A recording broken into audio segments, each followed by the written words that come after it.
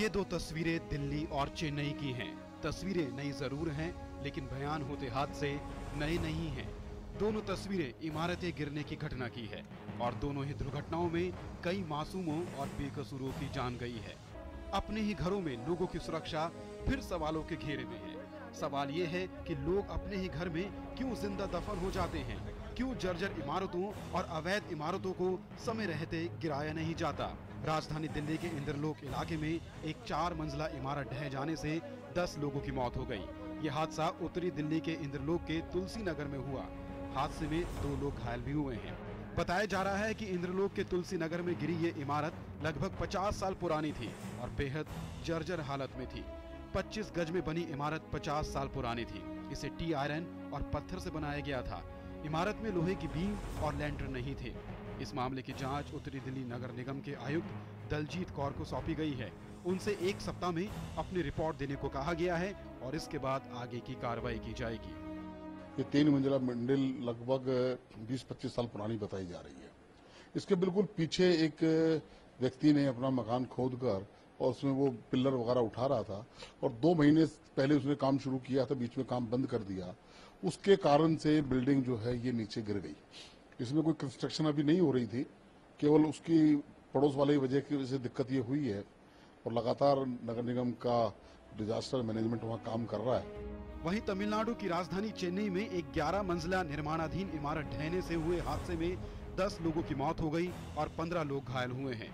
इमारत के मलबे में से 31 लोगों को बचाया जा चुका है, लेकिन अभी भी कई लोगों के फंसे होने की आशंका है।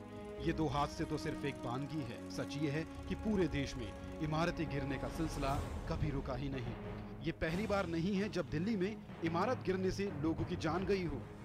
1 जून 2014 पहाड़गंज में इमारत गिरी, 2 लोगों की मौत। 9 अक्टूबर 2013 बाड़ा हिंदूराव में इमारत गिरी, जिसमें पिता और बेटे की मौत। 6 जुलाई 2013 जाफराबाद में इमारत गिरी, जिसमें 1 की मौत। 24 जुलाई 2012 कीर्ति नगर में निर्माणाधीन इमारत गिरने से 2 की मौत, 6 घायल। 3 दिसंबर 2011 उत्तम नगर में बेसमेंट खुदाई के दौरान बिल्डिंग ढहने से 4 की मौत। 27 सितंबर 2011 चांदनी महल में इमारत गिरी, जिसमें 7 लोग मारे गए, 23 घायल। 15 नवंबर 2010 ललिता पार्क में इमारत गिरने से 70 लोगों की मौत, 23 घायल। 14 जुलाई 2008 ब्रह्मपुरी में इमारत गिरी, जिसमें 6 की मौत हुई। वहीं दिल्ली नहीं, मुंबई में भी इस तरह के हादसे बार बार हुए हैं।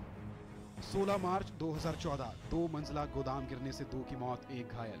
27 सितंबर 2013 इमारत गिरने से 60 से ज्यादा की मौत।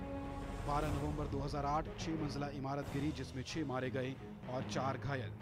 14 अगस्त 2008 5 मंजिला इमारत गिरी, 26 लोग मारे गए, 15 लोग घायल। 3 फरवरी 2007 नवी मुंबई में निर्माणाधीन इमारत गिरी, 19 मजदूर मारे गए। और 24 अगस्त 2005 मुंबई में 100 साल पुरानी इमारत गिरी, जिसमें 11 लोग मारे गए।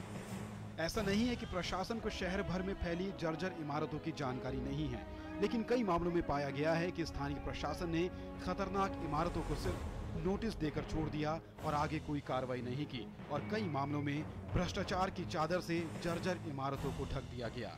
इन सब के बीच कई ऐसे सवाल हैं जिनका जवाब नहीं मिल पा रहा है। आखिर क्यों ऐसे हादसे बार बार हो रहे हैं? स्थानीय प्रशासन जर्जर और पुरानी इमारतों से लोगों को बचा क्यों नहीं पा रहा है? क्या जर्जर इमारतों को सिर्फ नोटिस देना ही काफी है? क्या भ्रष्टाचार की वजह से प्रशासन अनजान बना हुआ है? क्या लोगों के पास जर्जर इमारतों को छोड़ने का विकल्प है? क्या भूमाफिया मुनाफे के आगे लोगों की जान से ऐसे ही खेलते रहेंगे? क्या इमारत निर्माण में घटिया सामान का इस्तेमाल कभी रुकेगा? जाहिर है, जब तक इन सवालों का जवाब नहीं मिल जाता, तब तक इन हादसों को रोक पाना मुश्किल ही लगता है। Bureau report, DD news.